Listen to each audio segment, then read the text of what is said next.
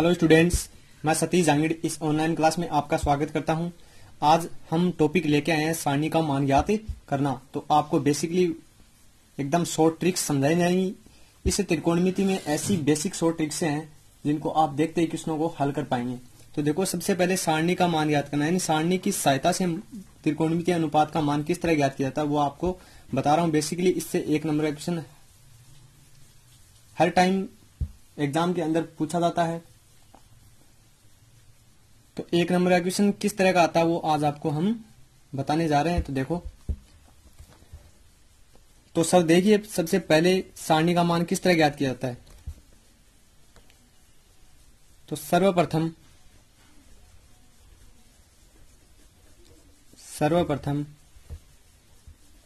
0 degree से 90 degree तक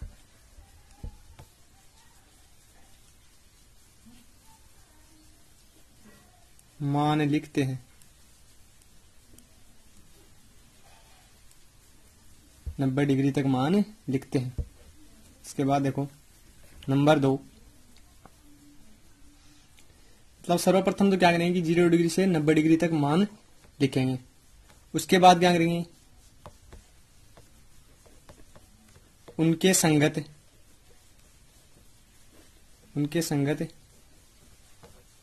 त्रिकोणमितीय अनुपात लिखेंगे।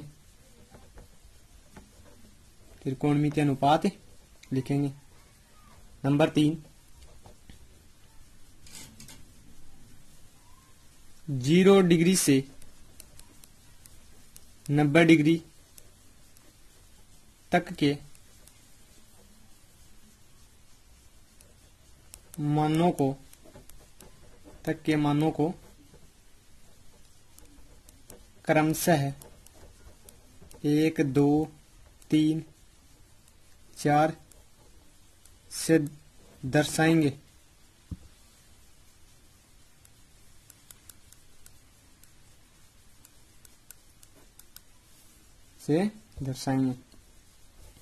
तो ये हो गई बात। नंबर 4, फिर उनका वर्गमूल लेंगे। तो देखो,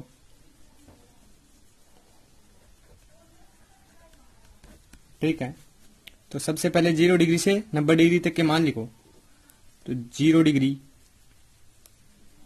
30 डिग्री, 45 डिग्री, 60 डिग्री और 90 डिग्री। 0, 30, 45, 60 और 90।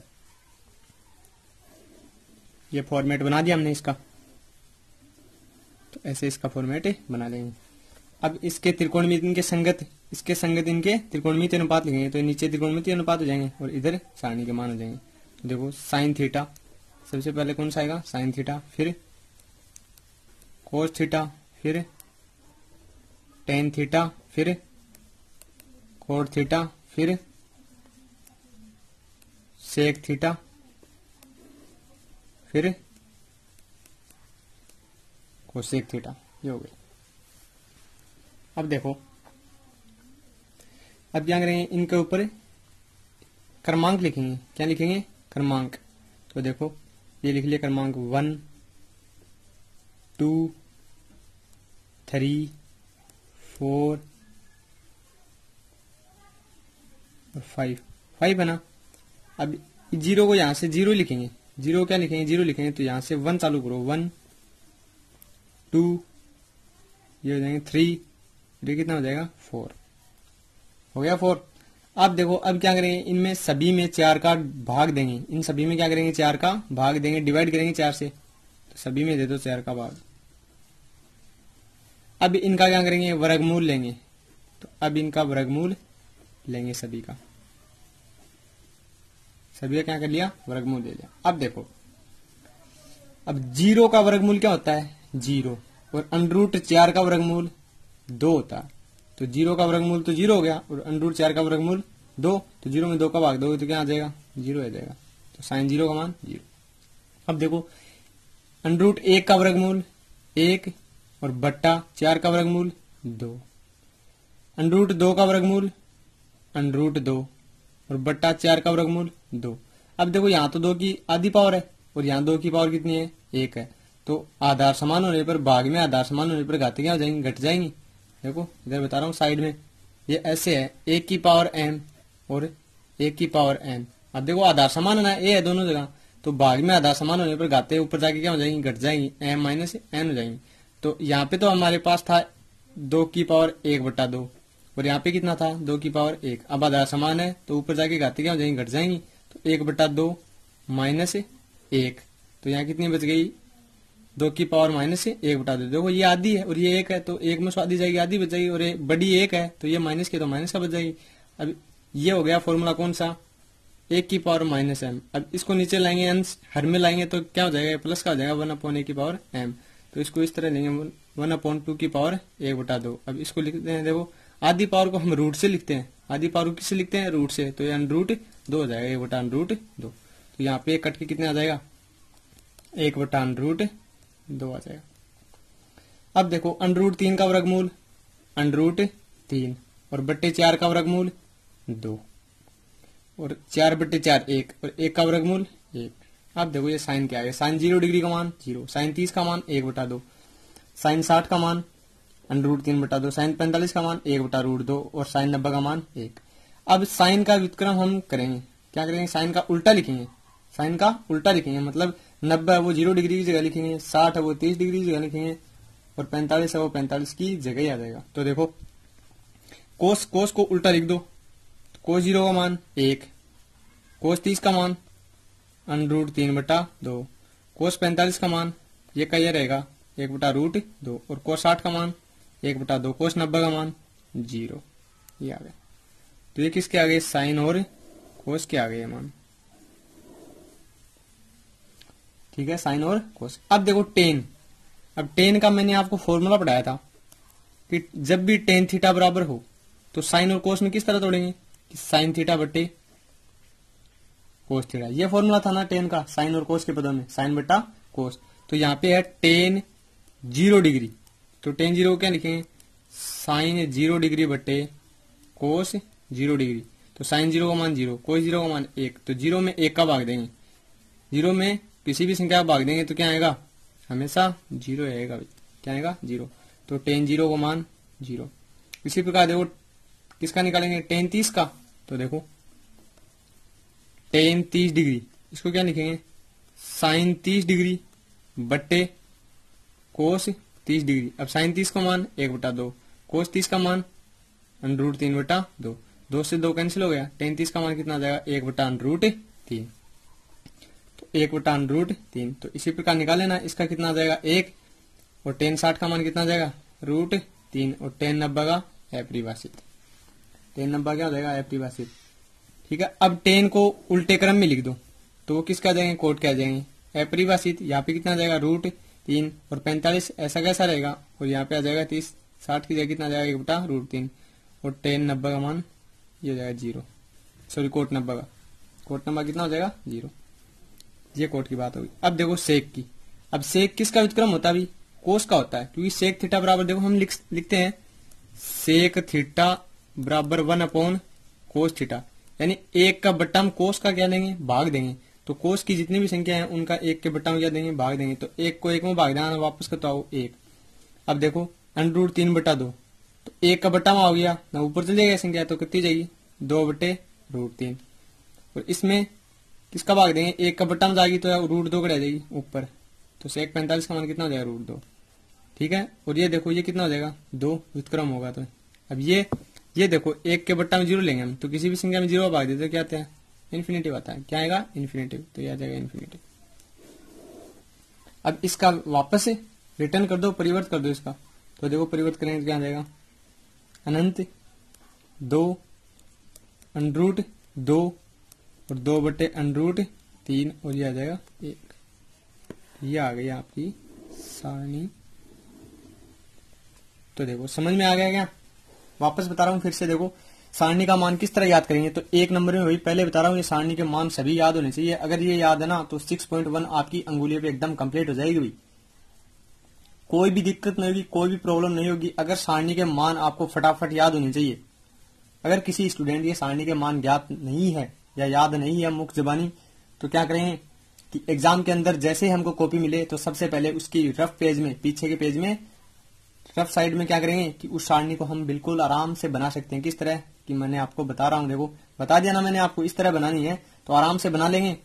हाँ, इतना है कि 2 या 3 मिनट आपको लग सकती है बनाने में, लेकिन आसानी हो जाएगी फिर क्वेश्चन करने में। अगर कोई स्टूडेंट ऐसा कि माइंडली इसको याद कर सकता है तो बिल्कुल याद करना ही है आपको। तो जैसे मुख्य जबानी याद होनी चाहिए, जैसे कोई पूछ ले कि tan 60 का मान √3, tan 30 का मान 1/√3, tan 90 का मान अपरिभाषित, तो इस तरह आपको डायरेक्ट याद रखोगे तो उतना ही बेटर होगा भाई। एग्जाम के अंदर क्वेश्चन गलती होने के चांस कम रहेंगे। तो सबसे पहले मेरा मेन टॉपिक यही है कि सारणी का मान किस तरह याद करते हैं, बिल्कुल ध्यान से देख लेना आप। तो देखो, सर्वप्रथम 0 डिग्री से 90 डिग्री तक क्या लिखेंगे, मान लिखेंगे, उनके संगत त्रिकोणमितीय अनुपात लिखेंगे। अब 0 से 90 डिग्री तक के मानों को क्रमशः किससे दर्शाएंगे, 1, 2, 3, 4 से दर्शाएंगे, फिर उनका वर्गमूल लेंगे। लेकिन इससे पहले एक लाइन हमने छोड़ दी, तो वो देख लेना सब। उसके बाद क्या करेंगे, 4 का भाग देंगे, 4 का क्या करेंगे, भाग देंगे, उसके बाद लेंगे वर्गमूल।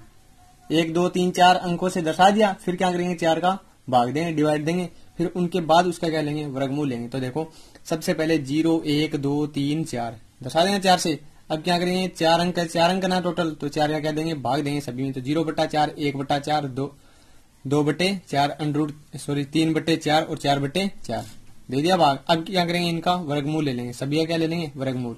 तो देखो 0 का वर्गमूल 0 और 4 का वर्गमूल 2, तो 0/2 यानी 0 में किसी भी संख्या भाग देंगे क्या आएगा, 0 आएगा वापस। अब देखो 1/4, तो 1/4 का वर्गमूल कितना हुआ, 1/2 और √2/4। अब इन काटाना तो कटा हो 1/, ऐसे भी लिख सकते हो, इसको काट के क्या लिखेंगे, 1/2। अब 1/2 का वर्गमूल लेंगे तो क्या होगा, 1/√2 होगा। अब √3/4, √3/4, तो इसका वर्गमूल लेंगे तो क्या देगा, √3 का तो √3 और /4 का 2। क्योंकि देखो ये फॉर्मूला है कौन सा, यहाँ पे बता रहा हूं। तो देखो ये है, जैसे ये संख्या लिखी हो √a/√b। अब ये √ पूरे पे है, कंप्लीट पे ना, तो इसको ऐसे लिख सकते हैं √a/√b।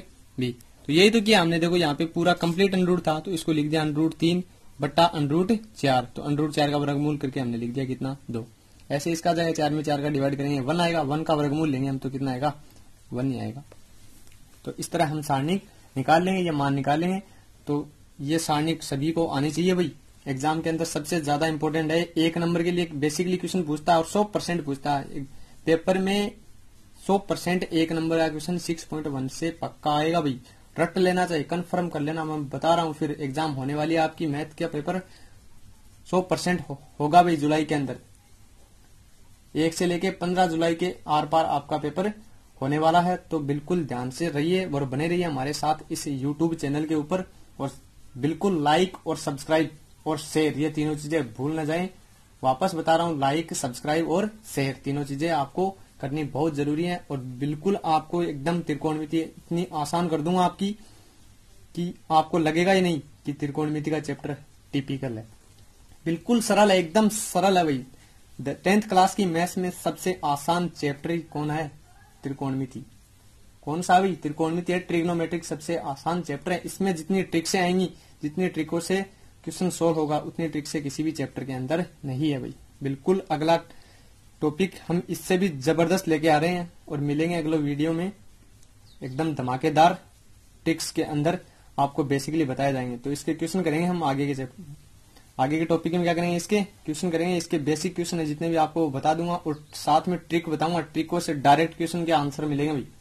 तो वो ट्रिक आपको कब लगानी है, जब एग्जाम के अंदर एग्जामिनर अगर क्वेश्चन पूछ रहा है, त्रिकोणमिति का क्वेश्चन क्या कर रहा है, पूछ रहा, तो उस त्रिकोणमिति के क्वेश्चन में अगर 1 नंबर का क्वेश्चन आ रहा, वो कितने नंबर का, 1 नंबर का क्वेश्चन आ रहा ना, तो आप डायरेक्ट ट्रिक लगा सकते हैं और कर सकते हो, डायरेक्ट ट्रिक लगा के उसको कर सकते हो बिल्कुल।